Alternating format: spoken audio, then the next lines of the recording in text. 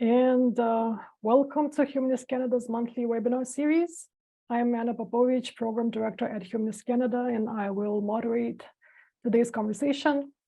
This webinar, as always, will be 60 minutes in length with a Q&A period at the end of the presentation. If you have a question and would like to ask it directly, please raise your hand. You can find the icon at the bottom of the screen. You can also submit your question with the Q&A tool. And just a heads up that this webinar will be recorded. Our topic today is the mythology of psychology, and we're joined by Dr. Rami Gabriel. Dr. Gabriel received his PhD in cognitive and perceptual sciences from the University of California, Santa Barbara. He's Associate Professor of Psychology and Fellow of the Liberal Arts and Sciences Research Group in Mind, Science, and Culture at Columbia College, Chicago.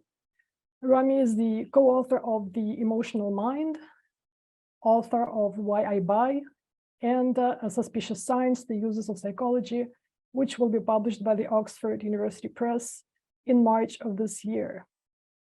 His research on the philosophy of psychology, affective neuroscience, consciousness studies, and the self is also published in technical and popular journals. Welcome, Rami. Thank you so much for joining us. Thank you, Anna. And over to you. Thank you very much. Thank you for having me, Anna and Humanist Canada. I'm going to share the screen now so we can look at this PowerPoint together. And there it is. Okay, how's that look? Looks great. Okay, good. Okay, well, I'm happy to be speaking with you all today, and I'm looking forward to our discussion and the question answer. I'll be talking to you about the mythology of psychology, and the sources for what I'll be talking about are a book that's coming out in March called Suspicious Science, an article for the New Humanist published last year called A Psychology Superstition, and an article I wrote for Aeon in 2021 called Myth in the Mind. So those are the sources, and if you are curious to read more, I direct you to those resources. Today, I will be addressing three topics, and I'll be interweaving them. The first one is the notion of mythology. What is mythology? And I'll be sliding into the question of, is science a type of mythology? And in particular, is psychology a type of mythology? And I'll argue at the end that we are living in an episteme, in a thought, in an era of thought in which we use mental terms like thinking, considering, perceiving, these mental terms to describe the world and to describe our own motivations. And I will argue that that is a symptom of psychology as a mythology. So first thing I want to do is give you an idea of how I came to this position. As Anna pointed out, I do have a PhD in cognitive and perceptual science, and I was doing lab experiments, and I've read this literature, but I've also been reading outside the literature. And some of the things I read have recalibrated the way I think of psychology as a science. And so this was a very important part of this recalibration.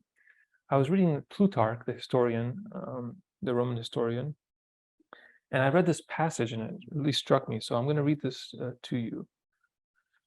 This is Plutarch from the one of the lives. There is a branch of the priesthood to which the law assigns as one of its most important functions the observation and studies of auguries which arise from the flight of birds. The Romans do not usually practice any barbarous or outlandish rites. Nevertheless, at the outbreak of this war, they felt obliged to follow out certain oracular instructions laid down in the Sibylline books, these are holy books, and to bury alive 2 Greeks, a man and a woman, and likewise 2 Gauls in the place known as the cattle market. So what struck me about this is the Romans have developed many important systems about reason, about understanding the world with clarity. But this passage seems so superstitious to me. And I was trying to think, why did the Romans find this believable? This idea that, you can look at birds flying and understand the future, or that before a war you should bury people from other tribes, and many other things. They used to do haruspicy, where they would open up an animal and look at their intestines. These are all very common things that they did. So I thought, why did they think this is believable? First of all, the gods were real to them. So having um,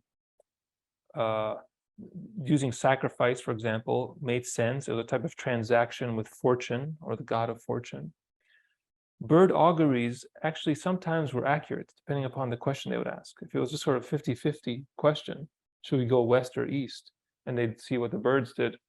Often the birds were, close to chance, 50%, 60% right. And sometimes the way we figure things out is kind of probabilistic. Sometimes it's right, sometimes it's wrong, but it's more often right. And so maybe bird auguries were often right. I'm not suggesting we all turn back to bird auguries, but maybe that's what was going on back then. Obviously, there's also this sort of imperialist aspect of Roman Empire. So the Sibylline books provided justification to subjugate Greeks and Gauls. These were two peoples that were colonized by the Roman Empire. And the last thing I realized, that a ritual is not barbarous or outlandish if you believe in it, or if it forms part of your tradition.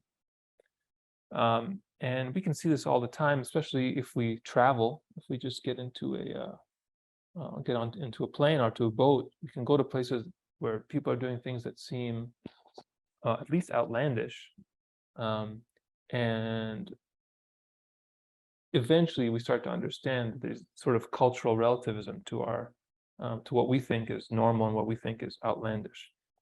So it seemed to me that the Romans, this was not barbarous, even though Plutarch said, we don't do anything barbarous or outlandish.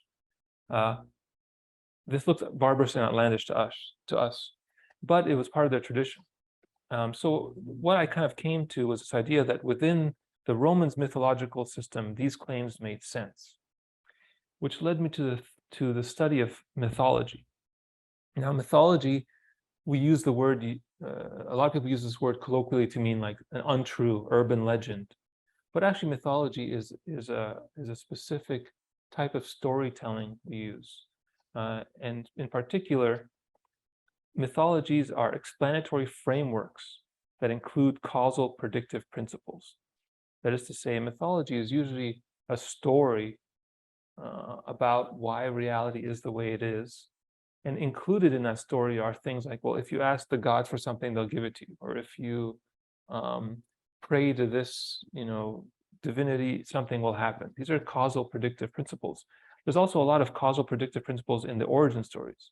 Every mythology has an origin story, being the earth came out of an egg, the earth came out of the water, the earth came out of these mythological characters, like in some of the Hindu traditions. There's always an origin story in mythology. And I think that's a clue about why we have these things, to understand our position in reality. Also, mythologies always have a therapeutic path to salvation. And we can think of this, like, for example, with the Roman rites, there's a path to salvation. You sacrifice them, or you look at the birds, and something becomes clear. And there's obviously the Judeo-Christian system in which there's a therapeutic path to salvation in terms of surrender to divinities and to faith, etc. Also, within these therapeutic paths, there are practices embedded in myths that enact and entrain rituals and knowledge. That is to say, mythology is not just something you read in a book. It's usually something that's imparted orally, or it's something that you don't even know when you learned it. So many people don't even know when they learn certain things. It's just in the culture. And what happens is these ideas are not only knowledge, things we've learned about reality, but they're also enacted in rituals. The rituals uphold the order that the myth suggests about reality. So I saw these things and thought, okay, this is what mythology is, and this is what it entails. Now, why is there mythology in every single society? Every society you can look at throughout history, there's always some aspect of this. And when you look into literature, if you start to look at the psychology of belief, you find that to believe in something, you're escaping doubt and fear. And if you apply this to mythology, you can say myth is emotionally satisfying. It's a solution that relieves our doubt concerning the tragic facts of life beyond our comprehension. And that's why often in mythology, there are origin stories, there's metaphysics, that is theories about ontology, what's real, what's not, what exists, what doesn't, and theories about ethics. A lot of this plays into the rituals. So myth is emotionally satisfying solution. It gives you a whole system by which to see the world and to believe and to have the sense of a grasp on reality. Within a given society, any given society, mythology serves as a collective epistemic niche that structures our belief and ritual. The word episteme, epistemology, epistemic refers to knowledge. How do we attain knowledge? So when I say epistemic niche, I'm referring to some work from people like Foucault, who say that in every culture, we don't call it relativism, we call it like every culture has some sort of order that they through which they view reality. And so I'm saying mythology is a type of collective epistemic niche for a given society because it enables people in that society to structure their beliefs and structure their rituals which enact and entrain the beliefs. So I want to give you some more concrete examples as we go along, but I know I'm being a little more theoretical now. So here's sort of where I started going. I started thinking, well, what about science? You know, there's been this critique about science for many years that science is a type of religion too. And not everyone believes this, and obviously science has a pretty good track record. But science also consists of symbols, and we use those symbols to explain reality. So is the scientific worldview an epistemic niche that has its own beliefs and rituals? And that's just sort of following this line of thought. For example, the theory of evolution, it has an origin story, right? There's a story about DNA, RNA, and then DNA, and then on this trajectory of natural selection, which ecological niche, etc. So that theory has an origin story, and then we can use other physical sciences like chemistry to develop sets of tools and concepts that explain the objects. So there's a way in which you can look at science as a sort of totalizing system. And the other totalizing system that we've seen throughout human history is mythology. So what I was trying to think about is science also mythology, even though obviously it doesn't include outlandish, barbarous rites. I mean, obviously they're killing animals to do animal testing, but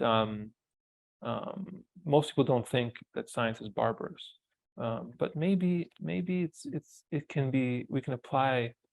We can take these concepts and put them closer together. And the question I was asking myself is science mythology of secular society? And of course, we can talk further in the question and answer about whether or not we live in a secular society. That's obviously an interesting question.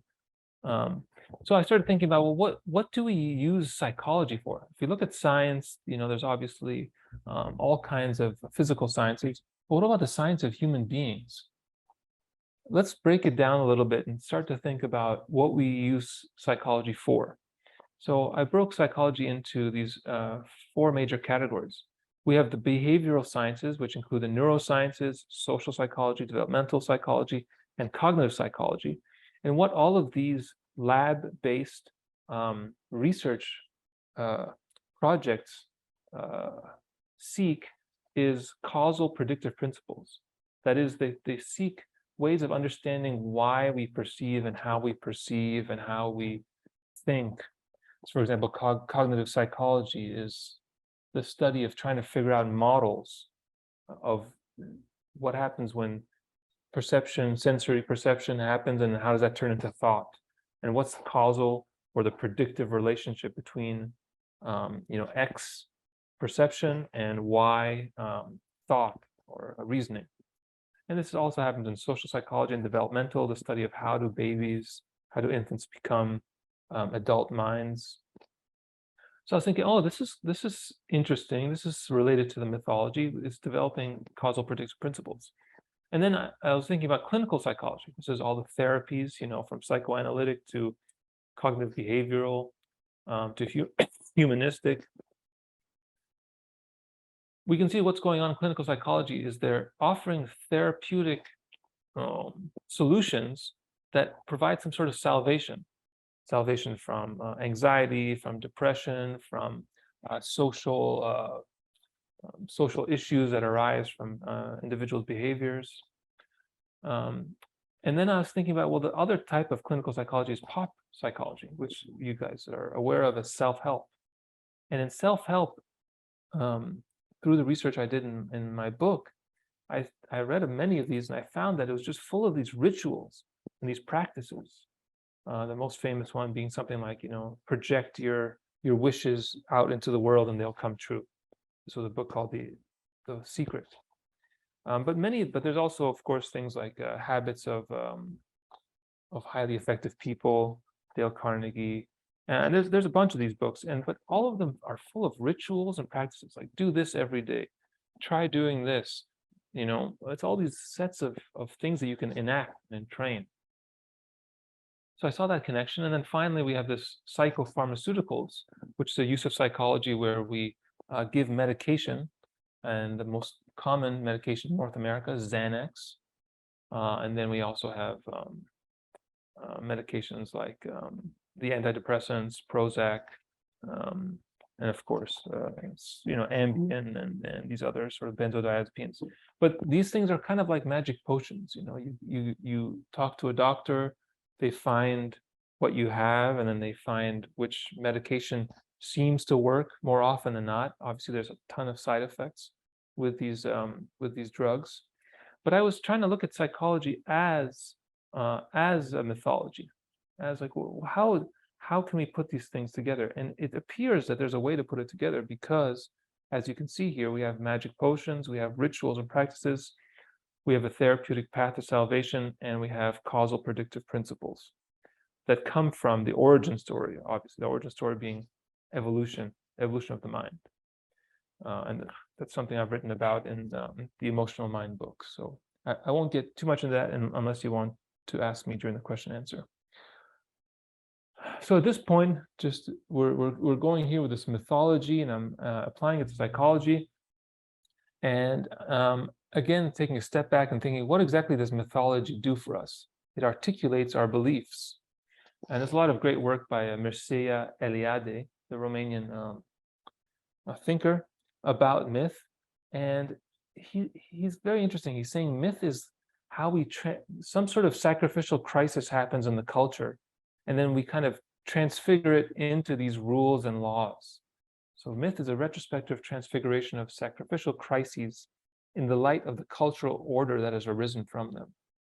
So I'm taking this Eliade idea and trying to think, how did psychology, which is really only 100 years old, how did it develop from this sacrificial crises of modernity?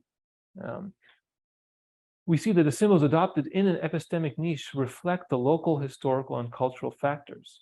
So the conceptions of mind that we have in psychology must be derived through science as part of our epistemic niche.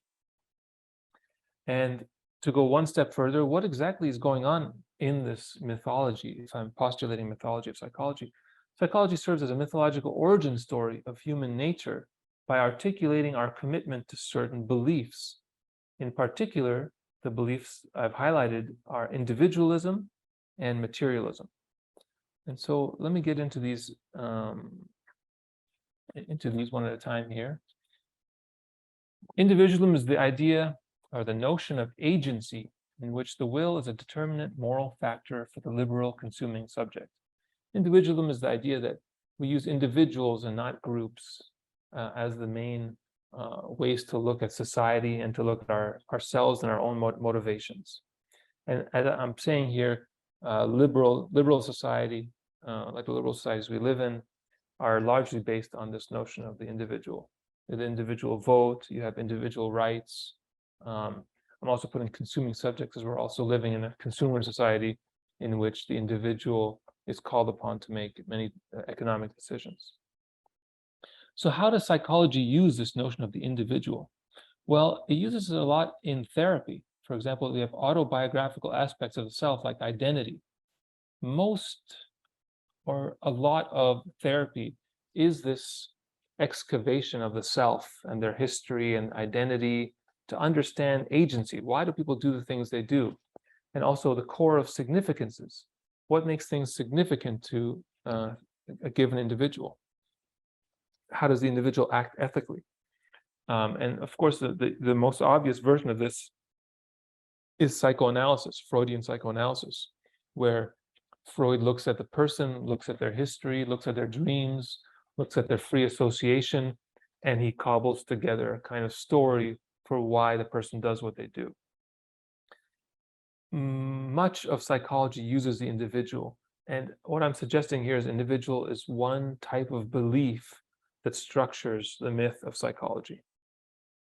The other one, and this is quite obvious, is materialism. That is, that the notion that the world is just made of matter.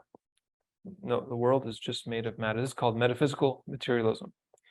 And science has been quite successful in the last 500 years, developing a mechanical notion of the universe. That is to say, describing or getting towards describing how nature and its constituents are subject to a set of mechanical laws. The most blatant example of this is that we use pharmaceutical drugs to deal with our minds. The idea that, oh, something's wrong with you, take this pill. This pill will change the chemistry in your mind, your chemical imbalance, some people say, and you'll act differently. So we're already subscribing to that by entering into into one of these situations where drugs are being used to address psychological issues. Now, I've given you the two main tenets of mythology of psychology. The question might be, well, why is it that we're using this system? Why is this the system? Just like if you look at the Romans, why are they using bird augury? Why are they doing using the Sibylline books and burying the Gauls and the Greeks? And I started reflecting upon what is it that defined our era? What is it that defines modernity as we know it? And so I'm not going to get deeply into this, but I want to say that there's this notion of determinism as science has developed. There's a notion of mechanization as technology has developed in our society, and we've mechanized many of our relationships to nature and to each other. And also I put delocalization, because in the last 150 years after the Industrial Revolution, many people have left their original places of residency and are living as economic migrants in different places in the world. So we have a delocalization of local traditions. People are moving. There's all kinds of mixtures that occur, and in some way, science was able to sort of coalesce into a more universal system of belief as other local traditions waned. Part of modernity is this notion of secularism and doubt. There's a lot of doubt. There's sort of postmodern doubt. There's angst. There's urban doubt. There's obviously we live in a very doubtful and troubled time right now. Psychology might offer a set of symbols that can mediate for us between science and superstition. That's sort of what I address in the book, The Uses of Psychology. Trying to see how the symbols that psychology uses can allow us to get between these two. The concept of the mind, which is one of these symbols in psychology, is reflexive play of belief explanation, and affectively charged knowledge practices. Reflexive means when we're talking about it, we're talking about ourselves. There's a reflexive notion. When we use any psychological concept, we're also talking about our own minds. So it's always this play of back and forth, going to the concept, going to ourselves, considering it, understanding it, and even sometimes using concepts we learn to reorient how we think about our own thoughts. So the reflexive play of belief and explanation. Sometimes we learn some word like dopamine, and then we start using it. Oh, I'm getting a dopamine burst. People don't fully understand what that means, but we can use that term to explain our behaviors and to understand ourselves. And I'm putting here affectively charged. That means emotional, very emotional knowledge practices. Like therapy is an emotional space for many people because they're working through traumas and they're working through malaise and very deep and affectively charged aspects of life. So I'm trying to think, how is psychology mediating these spaces? And as a way of just putting it into sentence, beliefs about the mind loop into knowledge and narratives of personal agency. Some people say they're chemically imbalanced. Some people say they're cognitively foggy. Some people say they're socially misplaced or something like that. There's all kinds of ways that we use psychological language to form narratives about ourselves and our agency and our actions in the world. So what I'm saying here is that psychology might be a response to all of these factors that have changed in the last 150 years. Of course, the reason I'm saying this is because psychology only arose in the last 150 years. It's exactly contemporary with these shifts in the way we live. And it presents a type of language and a type of source of certitude that we can apply to the confusion and the doubt of our time. Psychology formalizes metaphysics. So metaphysics is the belief, of course, ontology and what really exists. And one way to look at this, and there's a great book about it by another Canadian, Charles Taylor, called Secular Age. And what he says, and many other thinkers say, is what the world has lost in becoming disenchanted, the mind has gained in epistemological status. That is, since the world is not enchanted by these, fables and these other myths of gods and other kinds of creatures, the mind has become more and more prominent source for understanding where we are and what we are. And many people find it hard, especially secular people, maybe even humanists, to imagine enchanted processes that are not part of the mind. It's become very easy for us to talk about why we do things and what things are through this language of the mind, through these mental concepts. And so one of my conclusions here is that psychology acts as a mythological system to pragmatize our metaphysical beliefs in a positivist vision of the brain, that is a mechanical vision of the brain, which is, of course, related to the rise of scientific approach. But also it pragmatizes, it makes into rituals our belief in the personhood, in individuals, individual agents as political subjects. Because of course, during the liberal era, we've had representative government and all kinds of post-Rousseau notions of man as a political animal, etc. So what I'm getting at here is that maybe psychology is able to take these larger beliefs, like about materialism and individualism, and then give them a language that we can use then to stabilize ourselves in a world that has lost many mythological structures. Now, this is kind of the elephant in the room. Am I talking about superstition? Is psychology superstition? Is science superstition? These are very strong things to say, and I'm not exactly saying them. I'm saying psychology is suspicious, but not necessarily a superstition. What is superstition? Superstition is the active search for answers, however illusory, in times of stress and fear. Now, who is superstitious? Well, it turns out the most superstitious people are athletes gamblers, sailors, soldiers, miners, people who invest in bonds, and college students. What's going on? Why are these people superstitious? There's a good book about this by Stuart Weiss. And he says, well, it's because these people are all engaged in highly unpredictable situations. Athletes are going into this game with all these other people of high physical prowess. Gamblers are literally dancing with chance. Sailors are getting into these waters. Soldiers are getting into these battle situations. Miners are going to the ground. Investors are dealing with volatile markets. And college students, of course, are dealing with crazy professors. So there's a lot of highly unpredictable situations. And superstition is one way of responding. Maybe humans need to engage in rituals to cope with high-stress situations that have uncertain outcomes. One high-stress situation is life itself and the path of finding meaning in life. And that's a high-stress situation at certain times for many people. So maybe there's rituals that we develop to kind of tamp down on these emotional, affectively charged situations.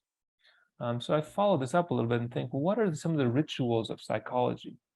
Maybe there are rituals. Maybe I could individuate them here. So maybe one of the rituals of psychology is believing in the self as a kind of narrative center of gravity. Maybe if we say that there's a thing called the self or the thing called identity, then we can ground our own behaviors. We can talk about ourselves as having personalities. Maybe this is a type of ritual that we engage in. And when we get into therapeutic situations, we keep strengthening the ritual, thinking about ourselves, why we are the way we are, which memories we have, where we're coming from. And we start to develop this whole narrative center of gravity around the self. Maybe that's a ritual. Maybe that's a way that we entrain and enact knowledge and belief. Another ritual is a ritual of drug use. One of the chapters in the book is about drug use, and it turns out, as I was doing research, there's a huge amount of drug use, and we're talking about pharmaceutical and recreational and legal, coffee and alcohol. Tons of recreational drug use now, especially with cannabis becoming legalized. And the pharmaceutical industry is a humongous industry, billions and billions of dollars. Millions and millions of people are taking these drugs every day.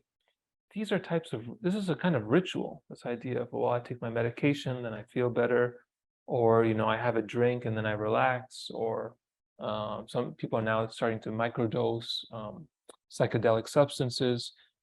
And those, of course, are always grounded in ritual, the ritual of the trip, etc. Maybe drug use is a type of ritual of psychology. And the thing that we're enacting is the belief that the mind is chemical.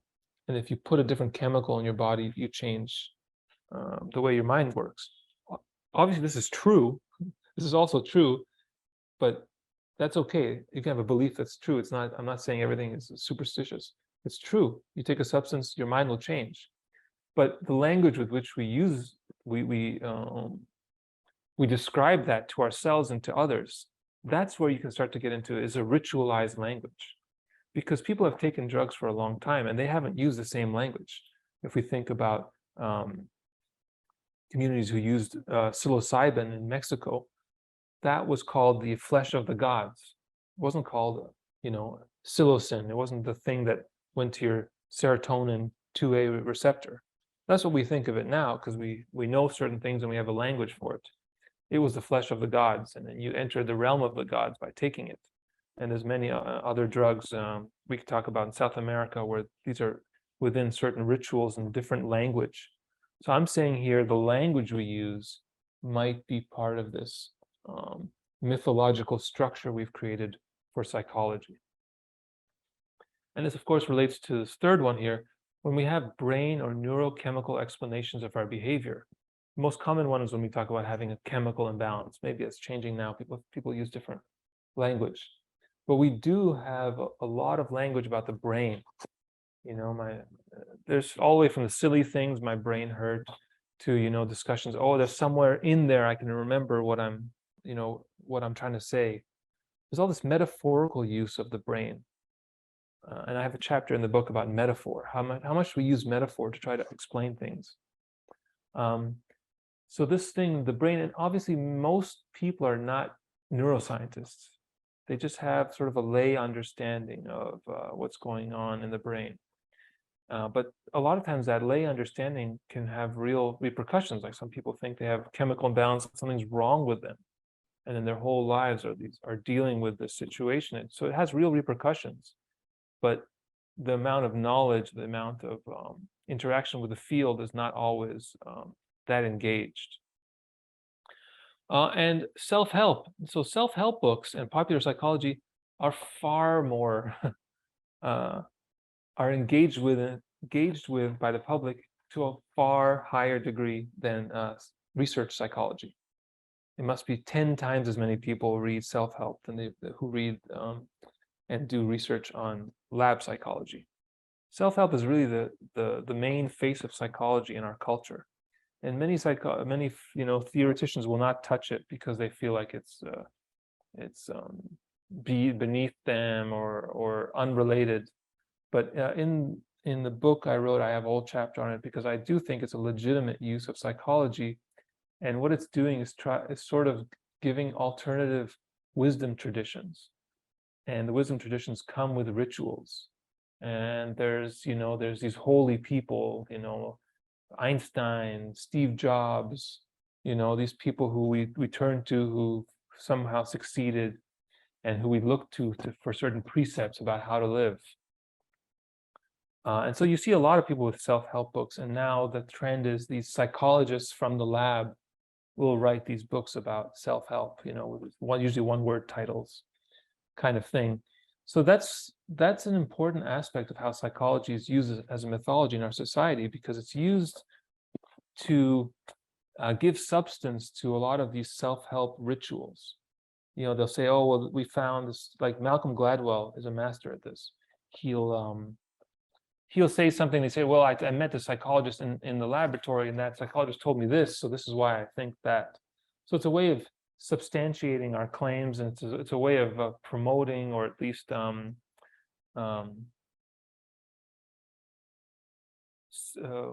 validating these rituals and these prescriptions in self-help. We can talk more about this too in the question and answer section. And this is just an image of a that was used in an article about consulting the oracle. Are we, consulting psychology? Are we consulting brain sciences as a type of oracle that tells us, what's right, what's wrong, how we should do things? This is a type of elaboration of what I'm saying, and I know it's a little controversial, but it'd be interesting to talk about this. How much, because we don't know exactly. Most people do not have advanced degrees in psychology, but we tend to use it a lot to validate and to explain our situation. So how much are we looking to psychology as a type of oracle? So I'm going to start closing it off now and talk about these rituals can be used to counter doubt and confusion. Sometimes we're lost with how to deal with something, and we turn to rituals. We turn to like doing something that like fills up our time. And these are like script-like sequences of ritual behavior. And often we see these sequences of ritual behavior, and there's many of them: bowing, closing eyes, moving, dancing, touching things, touching certain areas. There's a lot of behaviors we see in human beings, and what they do is they satisfy a compulsion to do something. This sort of the rituals is where we do things. Maybe sometimes it's reading or something. It's usually we get engaged in these things to try to solve or to appease the doubt and confusion that has arisen in us. In the study of animals, we use the term adjunctive behavior. Adjunctive behavior is like when you see a creature that's worried and is in a very difficult situation, they'll just start doing something that doesn't have any function, but it allows them to do something to use this, what we think of as negative energy or nervous energy, where two or more motivations are competing. For example, when in a state of crisis, an individual is likely to have competing motivations for doing something or doing nothing. And sometimes instead of doing something or doing nothing, they'll sort of engage in these adjunctive behaviors, like, something repetitive. And this happens a lot nowadays with technology. People turn to technology to deal with their nervous energy of social anxiety or confusion. And these behaviors often don't solve the situation, but they may allow us to have something to do. And this is widely known in psychology, that we engage in ritual to displace and redirect anxious energy towards some focal point. So I want to get at this thing of, like, we're also compelled to try to figure things out and to act out our knowledge in rituals. We're compelled emotionally to do these things.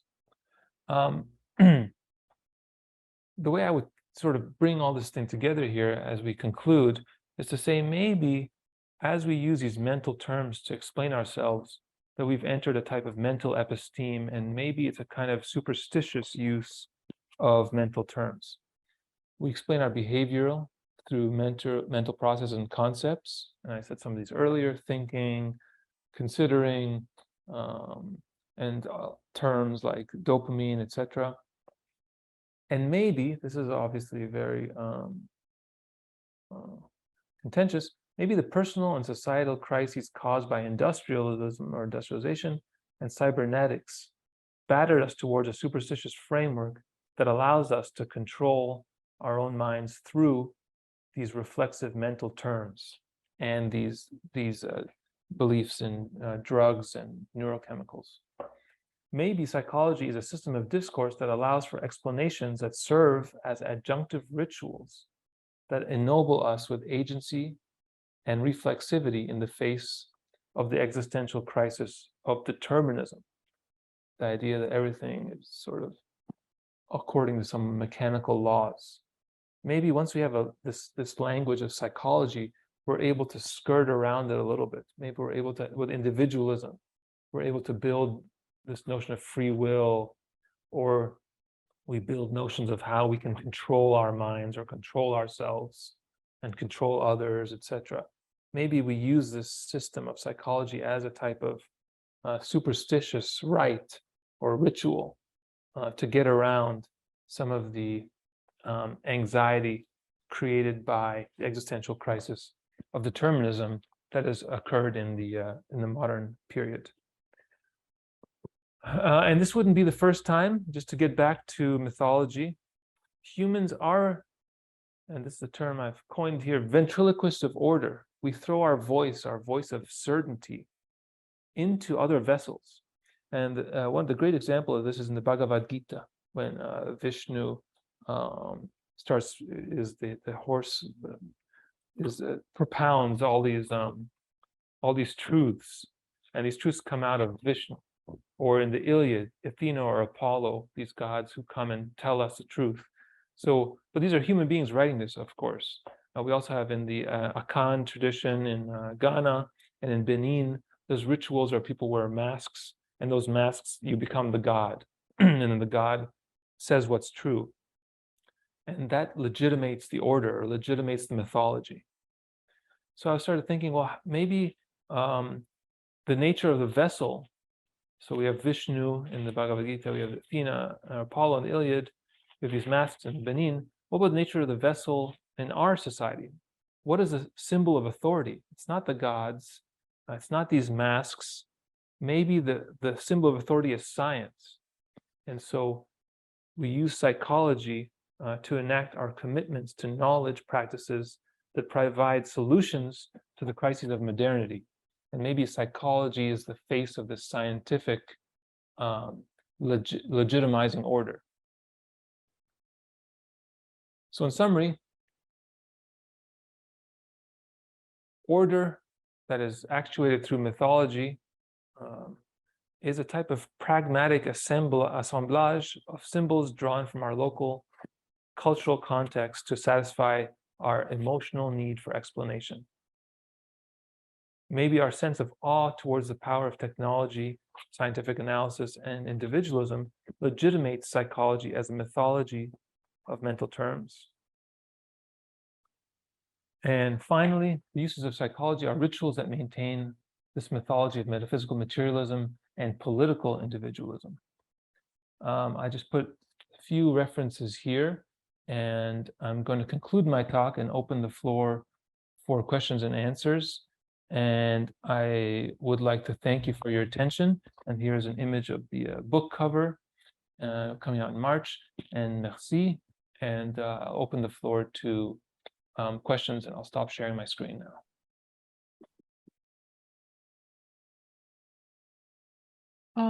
Thank you so much, Rami. Can you see me? I can see you. Right, I'm back on camera. Sometimes I have issues with my camera. So I would like to invite, thank you so much for your presentation. I would like to invite the audience to ask your questions. You can type your question in the Q&A tool at the bottom of your screen. You can also raise your hand, and I see we have a hand already. And I will ask you to unmute yourself. But if I may kick this off with a question of my own, just by way of clarification. But you're not saying that the whole psychology on the whole is not a scientific discipline, but rather that A, it has mythical elements, and B, that it borrows models from biology and engineering, which are hard sciences. But the hard sciences have also been described in terms of paradigm shifts and fine-tuning of the scientific method. So why not say the same thing about psychology? Or would you say that psychology is a uniquely vague science or something like that? I think it's a really good question. And this is one of the questions I ask myself. How is psychology different from chemistry, from the physical sciences? And it's definitely used for different things. Like as human beings, we have existential crises. We have crises of individuation. We have crises of social and political nature as well. And we often turn to psychology. We don't turn to biology or chemistry. That is to say, psychology plays a larger role in these vagaries of human interaction and existence. So I think it's unique insofar as it's a human science. So human sciences are also very young. This is also about 150 years ago when we get psychology, sociology, anthropology. And they've always been in battle because they've always been wanting to be a science like chemistry, biology, astronomy, but not able to have the same certitude. And also that's why I use the word reflexive so much, because we're studying ourselves. When we're studying an object, a material, we don't have as much skin in the game. This is what Nietzsche said. Nietzsche said, you can't expect humans to come up with objective answers when they're studying themselves, because we're implicated. And I think psychology is constantly implicated in its own in what it's doing. It's always going to be a plane of ethical conflict, because what we're saying is this is who we really are, and so let's move forward with this belief, but we're already entering into an ethical situation by positing that that's our very nature. Oh, thank you for answering that question from Marty. Would you like to ask your question yourself? Should I read it out? Yeah. Go ahead. You should be unmuted now. Yeah. Can you hear me? Yep. Yeah, we can. Okay. Rami, thanks for the discussion and your presentation. I've read several of your books and articles that came out in Psychology Today, so I've been following you for the last couple of years.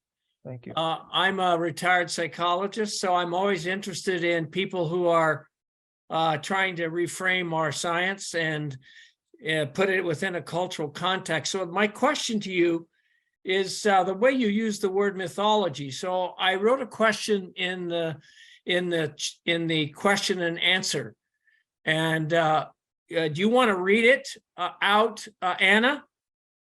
Sure. The question says, do you think that a baseball team that uses analytics to decide strategy is the same as the fans or a coach that wears his victory hat as a ritual at the game as both exercising mythology? Thank you. Thank you for the question. This is interesting. Okay, do you think a baseball team uses analytics? And it's in the Q&A, Rami, so you can Yeah, take I'm a peek at looking. it. Yep. Yeah. Well, they've both become ritualized. So obviously the victory hat is a more affective and team building, communal type of ritual, whereas the analytics has become this techno field. Any of us who have watched sports recently have seen the amount of statistics used and analytics used. It's dizzying, and it's sort of hard to understand why they're talking about these numbers. But I think that's part of the ritual of statistics, of what do they do now? Big stats, what's it called? Where they're always putting all these numbers in front of you, and it's some sort of notion of control.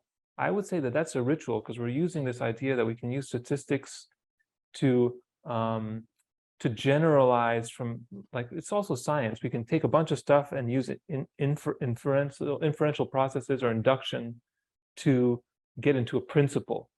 And so this idea that, yeah, if you use the numbers, then you can predict the future.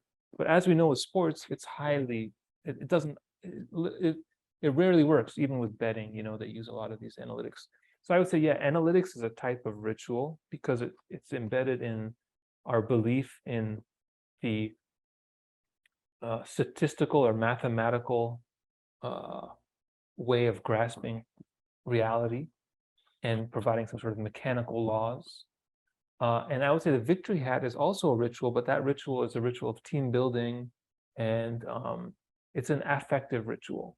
It's like when people walk around with the hats on and the shirts of the teams, and people say, "Oh, I love that team too," or people cheer at the same time. It becomes, a lot of these sports things are these incredible spaces of bonding, of social bonding, and the hat or the mascot or the team song function to bring the people closer together in the ritual of the emotionally investing in the team, and thinking maybe that the more they cheer, they can influence the events on the playing field as well. So are they both mythology? Yes, one is the mythology of statistics and math, and one is the mythology of, I don't know, the team being an essential thing. Like the team, the Bengals is a real thing. It's a separate essential entity, and we, by using the team hats, etc., we are subscribing to it as a real thing. There are different kinds of rituals or different kinds of mythologies with different rituals embedded. But I would say yes, both. Yeah. You're using the word mythology in a new way, and I've got to get used to it because I grew up thinking mythology was something different, and you are using it in a kind of a brand new way, not totally brand new, but when you start saying that sport analytics is a mythology, then you've put two things together that have very different cause and effect narratives. Yeah, I'm saying analytics is part of the mythology of statistics and mathematical manners of grasping reality. That's what's behind using analytics. So I'm saying, if you subscribe to that, then you're believing in this larger notion that we can actually, the scientific notion that we can understand reality by grasping, by conglomerating evidence and using induction and inference. So it's really the scientific and mathematical stuff. That's the mythology to me. And analytics is the way it's the interface of it.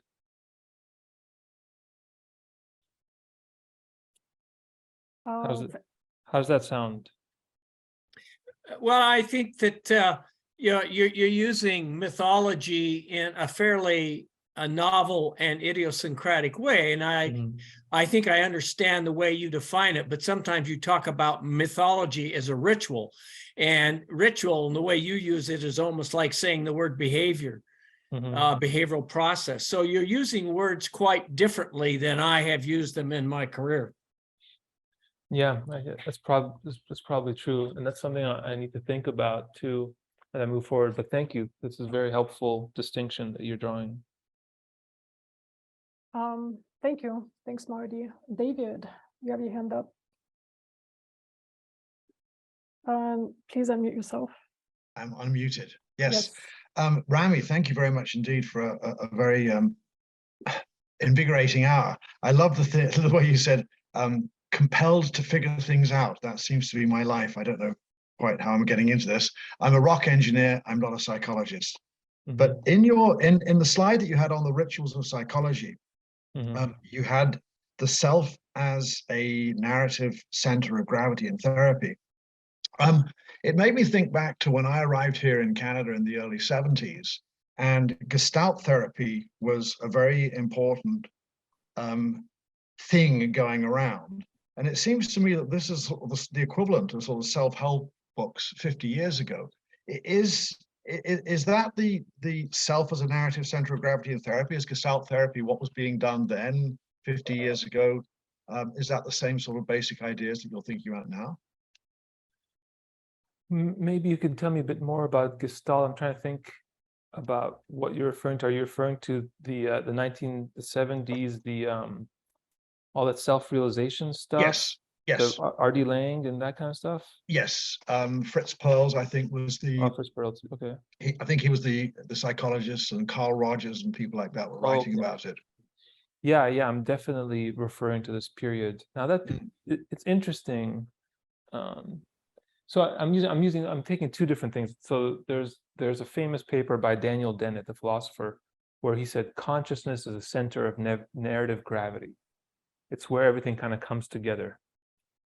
And then I'm taking this notion of the self and saying maybe this self is also this place where we can bring together our characteristics, our memories, our motivations, and all put it in one place. And the interesting thing, obviously, about this period you're referring to, what you're referring to as a Gestalt period, is that it was highly narcissistic. And it was narcissistic, and we know this now from looking at the literature of these people, and also looking at the cultural context. It was so much involved with the individual, and the individual was sort of enacting their desires through these things. We'd see it in some of the videos and documentaries about the cults of that period. There's a high number of cults during that period, including the Bhagwan, and but they were using this stuff. This stuff was really close to the cultic relationships, because it was so much about desire and so much about the self's desire, and so, but also like so much about that person, what that person was going through, and taking it so seriously. And I think it was a big flowering, at least in the 70s style, of the self as center of narrative gravity as a ritual. I was, of course, thinking more about Freud, because Freud introduced this thing 100 years ago, 120 years ago, where he's saying, well, let's just look at the self, let's just look at you. And as the first person to ask a question is saying, the cultural part to me is so important. Like, look at what it looked like with Freud.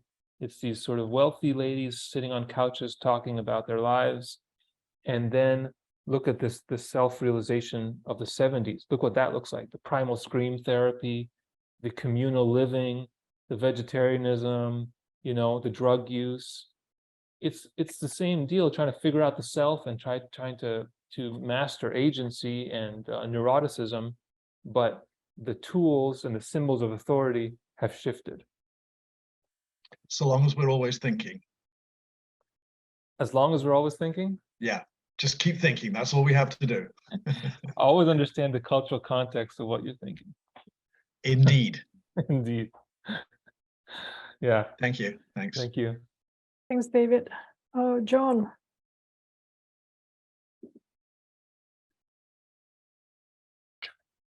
Okay, am I unmuted? Yep. We can hear you. Okay. Yeah, I guess I have issues too with these old terms, ritual and mythology. I'm kind of trying to move more towards the words, I guess, model, and in place of mythology. I don't know if that's a distinction without a difference, but you know, our analytical models now based on things like Bayesian inference sort of allow us to compare our models with the real world through experimental observation, and we keep moving towards more refined models as we go along. If you want to call those mythologies, that's fine, but it seems at least they are grounded in what we can observe experimentally. Now, in terms of rituals, would you say that the equivalent is now I guess the language that's used to support or describe the model? And if so, well, you know, that's fine, but I guess I would just say it's the language used to describe the model and how you communicate the model to people.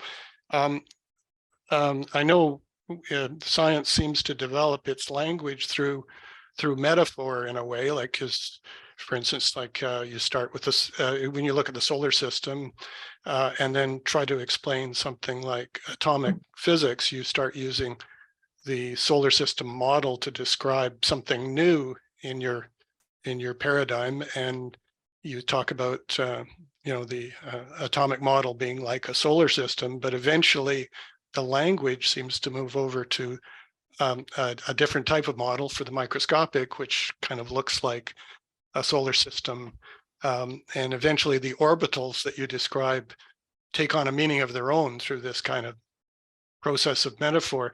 But I guess I'm uncomfortable talking about it as a ritual, other than what you're saying in terms of explaining something to somebody who doesn't know anything about your particular model, and you're just trying to, in a way, invent a metaphor that's simple for them, which almost sounds like ritual.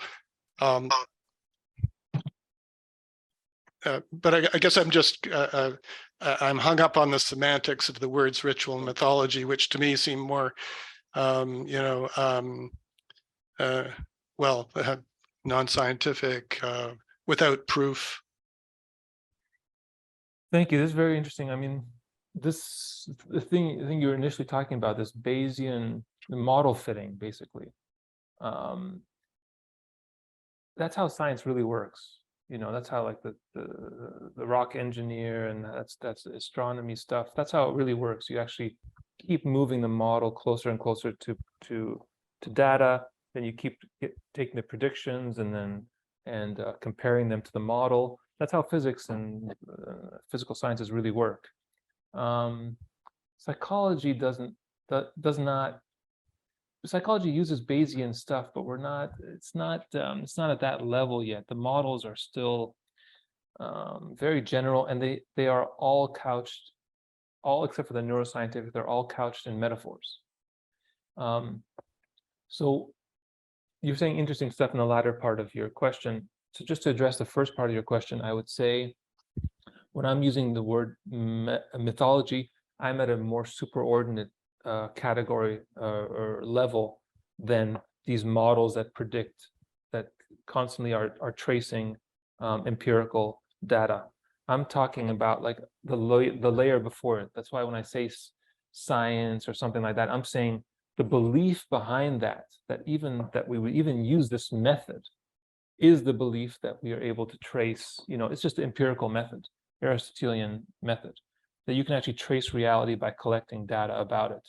That's the mythological level, as opposed to the mythological level that we have divine intervention and divine and creatures that we apply to.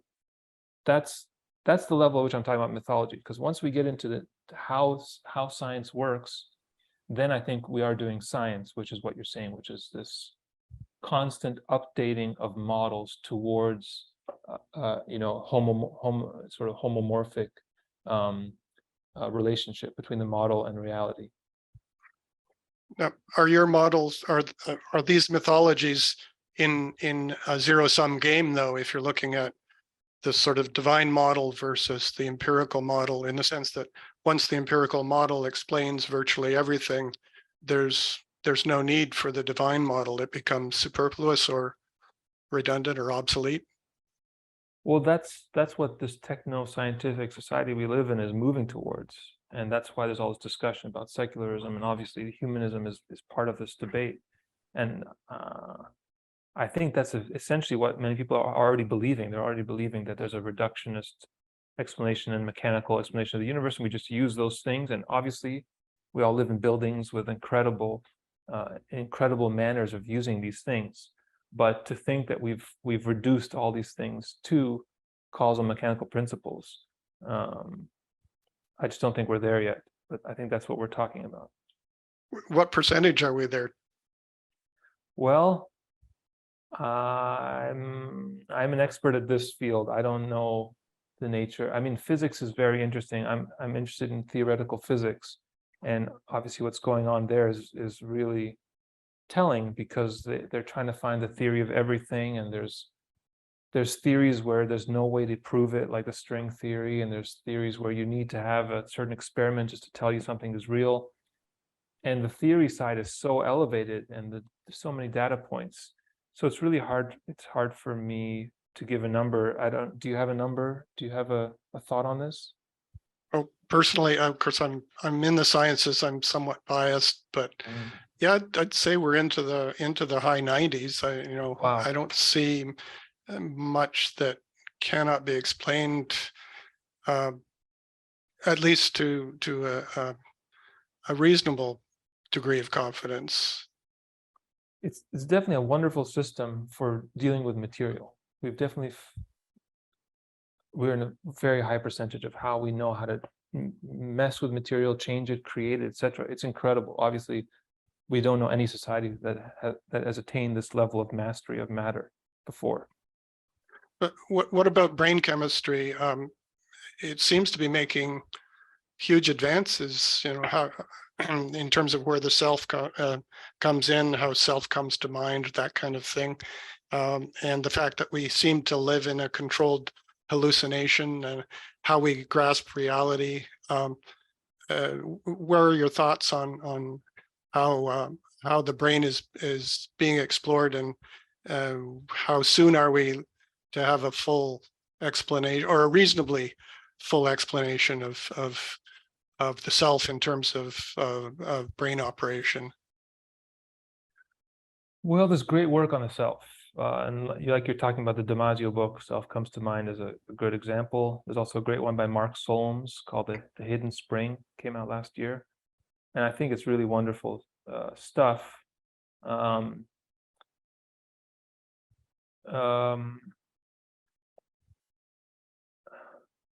The thing about brain science and being inside the field is you see that there's so many layers of interpretation between the data and the conclusions.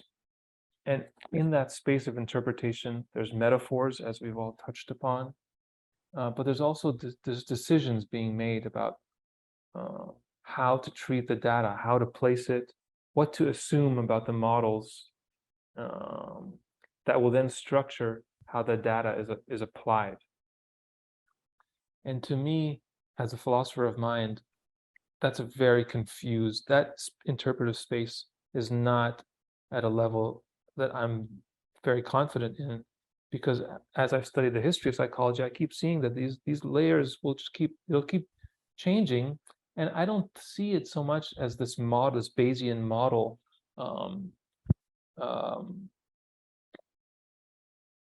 process that we've described earlier. I see it far more culturally. I really see it in terms, that's why I was bringing up all this industrialism, all this stuff, because I really think that that's what's shaping our uses of data and our uses of technology and our uses of explanation. It was very easy 2,000 years ago to explain everything through deities and through the soul. And we say back then, St. Augustine would say, yeah, we understand the self. It's the soul which is going through this, situation of earthly presence. And so we understand it. And for them, for those uses, they did understand it. And I'm trying to say, what are the uses that we want an explanation for with the self? is the use that, like these tech guys, you want to download their selves onto computers, is the use that we want to have the right chemical agents to change the way we feel whenever we want? Or is the use some sort of metaphysical thing that we're trying to get to, like, calibration with our sense of, salvation or reality or something like that? What are the uses? So I'm constantly pushed from the question of, are we there yet, to the question of, where are we trying to get to, and what are the underlying assumptions which structure if we know we're in the right direction?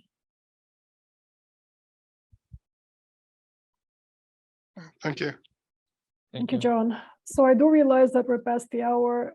We have a few more questions. Rami, I'm not sure if you're pressed for time. Sure, or sure, I can do a couple more questions. This is I'm enjoying the conversation. Okay, so maybe I can just combine two in one for now. So question, can you provide another form of explanation for behavior other than a confluence of, I guess, materialism and story? And another question, is all of science mythology? Well, the first question, let me address the first question. Yes, you can see it on your screen. Oh, yeah. Is there another form of explanation for behavior other than a confluence of material and story? I guess it's materialism and story. Oh, okay, another form of explanation for behavior than a confluence of material and story. Ask AI. No, we're not going to ask AI. They'll just tell us what we programmed to tell us. Right, AI, I left that part out. Yeah. Is there an explanation for material and story?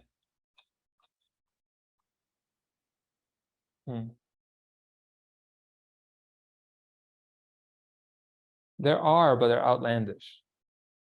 There are theories, some, we're in the age also of conspiracy theories, and some people have, philosophers will even do this sometimes, say stuff like it's possible that we could think of our behaviors as, being programmed by aliens to do stuff, or that we're responding to neutrinos that come down, or, some outlandish thing. So yeah, there are stories like that. And obviously matter's in there.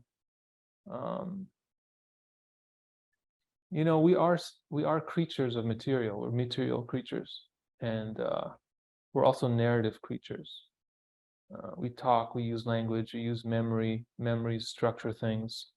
So maybe it is the case that every story has to have material and narrative in it, just because that's the nature of our existence. The other question was, is all of science mythology? It's all of science mythology. Probably not. Probably not, because of the reliability of the methods and of the application. But then I don't know what sense you're using the word mythology.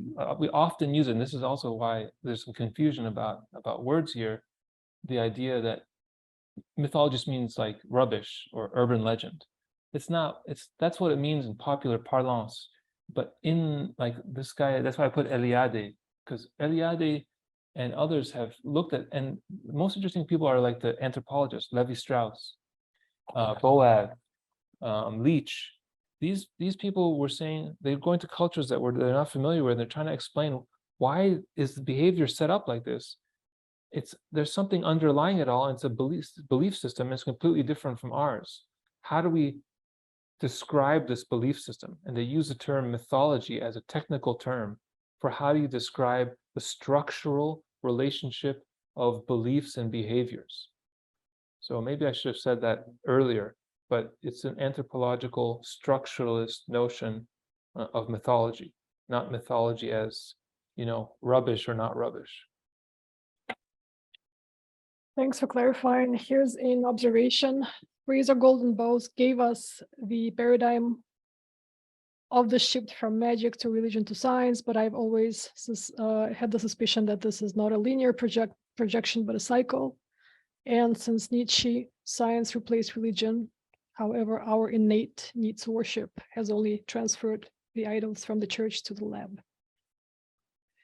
Well, yeah, these are interesting things. I will say that I don't, the linear progression, the more I've been around and read about other places, these are things that are all overlapping.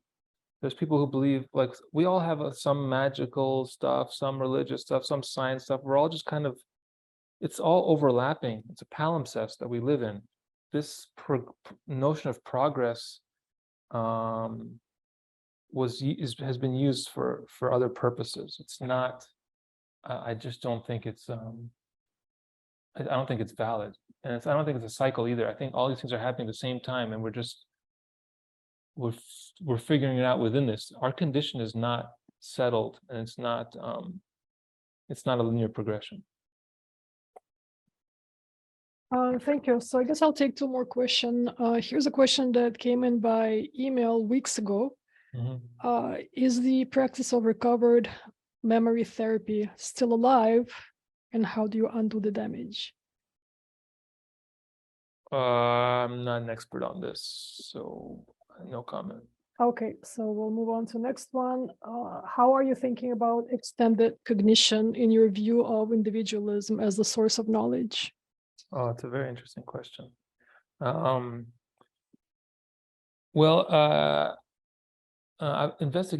talked a lot about extended cognitions. For some people who don't know, this is the idea that cognition is not just taking place in your head, it's also taking place in matter and things around you, in pens and notes that you write to yourself. These things, you're offloading cognition, thought, into material objects around you. And it's very interesting with individualism, or with the self, is that with the self, we have t-shirts, we have clothes we like, we have paintings we like, we have photographs we like, etc. We have all these things that we surround ourselves, the car, the color, and we keep sort of building up this notion of ourself. And consumer society is obviously enmeshed in how we extend the cognition of ourselves as individuals and as selves, and, as I said earlier, liberal consuming subjects. I'm thinking that's how I'm addressing your question about this, that we build reminders of ourselves into our environments, and then we buttress our notions of identity through that process. Okay, I guess thank you so much for your presentation, Rami. We'll call it an evening, and thank you to our audience for attending. I would just like to mention a few things as we wrap up. If you have a moment to share your thoughts about the webinar or suggest a speaker or a topic, please fill out our webinar survey. As always, you will find the link in Zoom's follow-up email. And I would also like to invite you to join us for our next webinar next month on March 26th at 3 p.m. Eastern with Dr. Ben Svejola, paleoanthropologist from the University of Toronto. And as always, you can find more information about our programs, including the webinars, on our website and on our social media platforms and the website as well. Thank you so much, everyone, for joining. Rami, thanks again Thank you for all your very presentation, much. for your time, and have a lovely evening. Thank you. Bye for now. Thank you.